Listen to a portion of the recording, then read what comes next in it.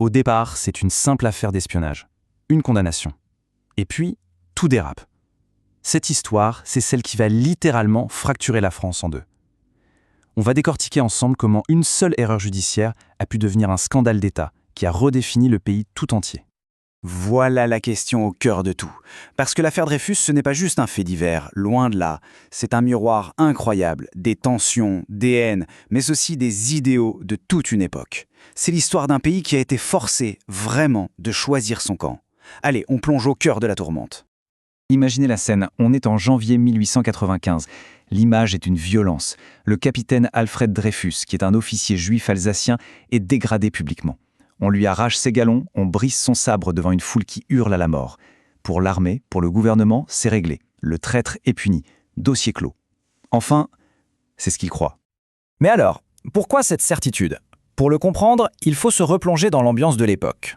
Dans cette France de la fin du XIXe siècle, encore traumatisée par la défaite contre l'Allemagne en 1870, Alfred Dreyfus n'était pas juste un suspect. Non, il était le coupable parfait. Ce qui est fascinant, c'est de saisir la mentalité de l'époque qui est complètement imprégnée de ce qu'on appelle le positivisme. L'idée, pour faire simple, c'est que l'intérêt du groupe, la nation, avec un grand N, l'armée, passe bien avant le sort d'un seul homme. Dans cette logique, sacrifier un individu pour sauver l'honneur d'une institution ou la paix sociale, eh bien ce n'est pas juste acceptable, c'est presque un devoir.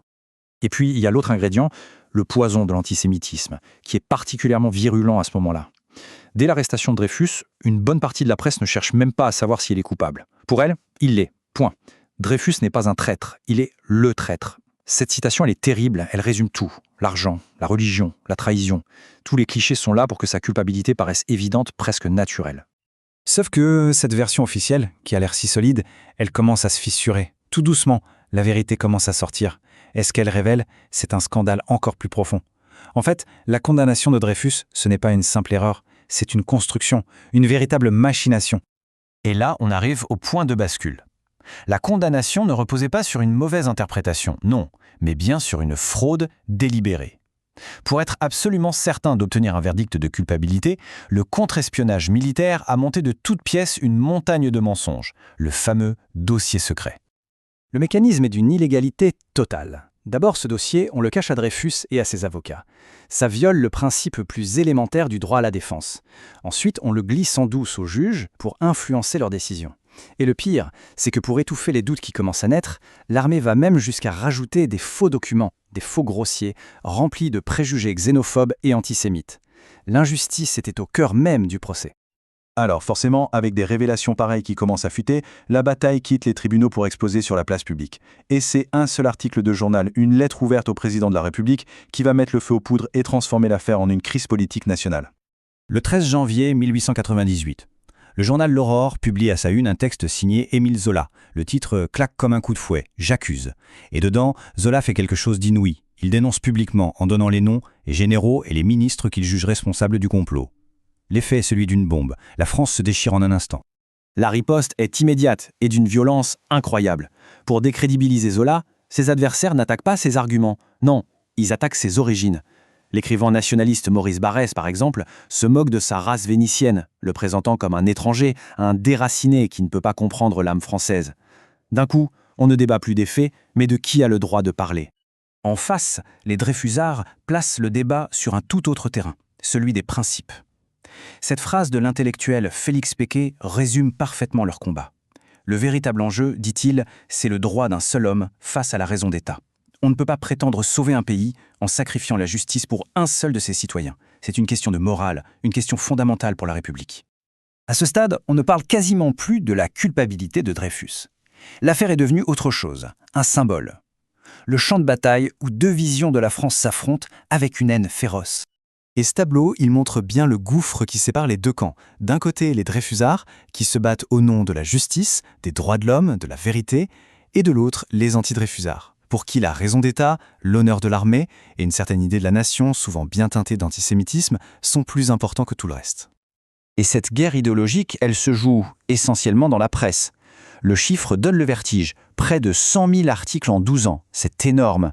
Les journaux deviennent de véritables armes pour manipuler l'opinion, insulter l'adversaire et rassembler ses partisans. C'est l'une des toutes premières guerres médiatiques de l'ère moderne. Et pendant que toute la France se déchire en son nom, Alfred Dreyfus, oui, il est seul, au bagne, sur l'île du Diable. Cette phrase, tirée d'une lettre à sa femme, elle est poignante. Elle nous rappelle la dimension humaine de tout ça. Au milieu de ce vacarme politique, il y a un homme innocent, broyé par la machine d'État, qui n'arrive même plus à comprendre la folie qui s'est emparée de son propre pays. Finalement, la vérité et la justice vont finir par l'emporter. Dreyfus sera innocenté.